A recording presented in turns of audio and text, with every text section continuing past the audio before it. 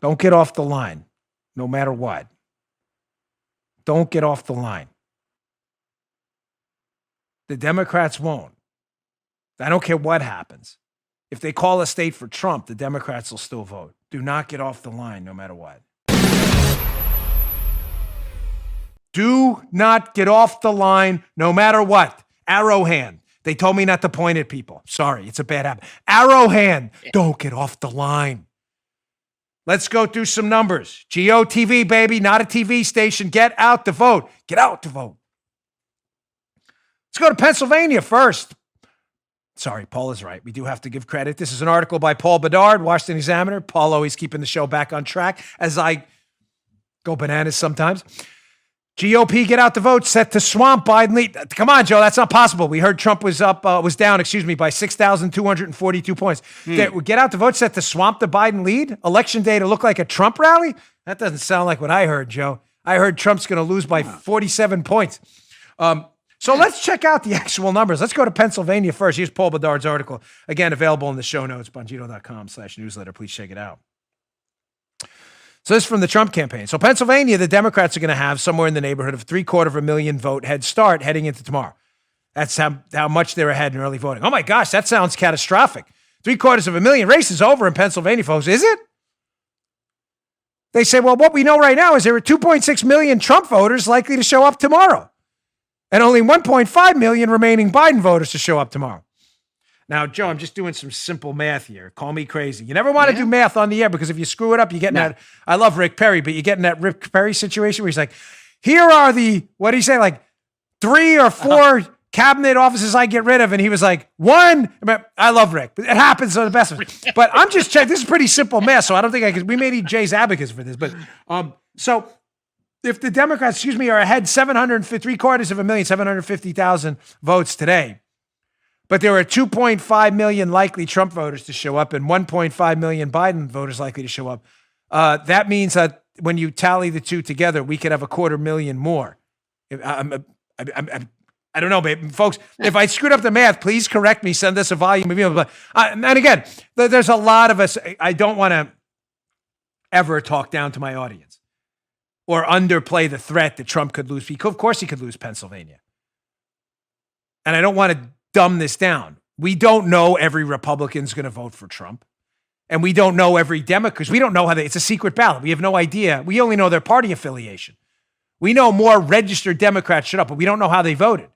I said it on Fox and Friends this morning. They could have voted Trump. I'm just saying, anyone telling you Pennsylvania's over, 750,000 more Democrats showed up. You're assuming, number one, that they voted for Biden. And number two, did you miss the fact that there are 2.5 million Trump likely voters sitting on the sidelines? It's just simple math. Let's go to Ohio, another swing state where President Trump absolutely trounced Hillary Clinton last time. Quote from the Trump team, this is all in the article. You should read this by Bedard. Starting in Ohio, Biden wasted time today to go to Ohio. Why is he wasting time? Well, weeks ago, the partisan makeup of the electorate in Ohio was Democrats plus 10%. Wow, that sounds bad, Joe. Except for this article was written yesterday, so it says today, but it was from yesterday. Today, it's Democrats 0.6%. Going into Election Day in 2016, that gap was Democrats plus 2.5.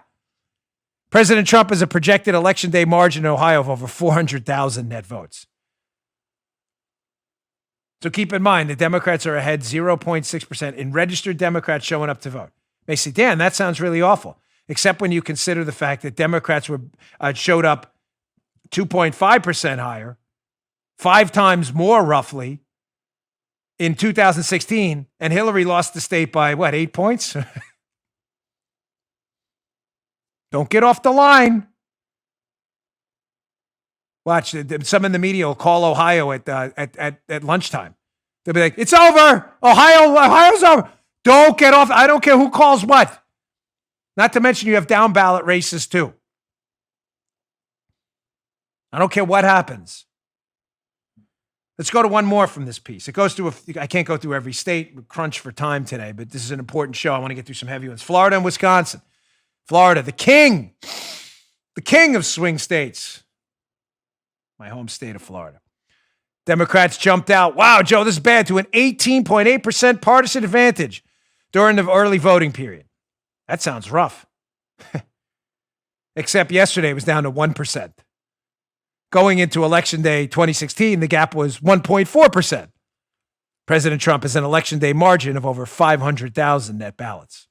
President Trump won Florida by over 1 point, which in Florida, by the way, is a landslide. He's doing better now. Wisconsin, one more. This is from the Trump team. The makeup of the electorate weeks ago was Democrat plus 12.3% in Wisconsin. Yesterday, it was Democrats plus 5.9%. Going into Election Day 2016, that gap was Democrat plus 9.6%, was double that. We've cut that in half. Trump won Wisconsin. They think they'll win Election Day by over 100,000 votes, but they ain't going to win squat if you get off the line. It's there's a lot of famous quotes out there, One of them about the horrors of battle and the side who gives up first perceives the fight as unwinnable. Don't get off the line, no matter what. Don't get off the line. The Democrats won't. I don't care what happens. If they call a state for Trump, the Democrats will still vote. Do not get off the line, no matter what. You just heard Dan Bongino.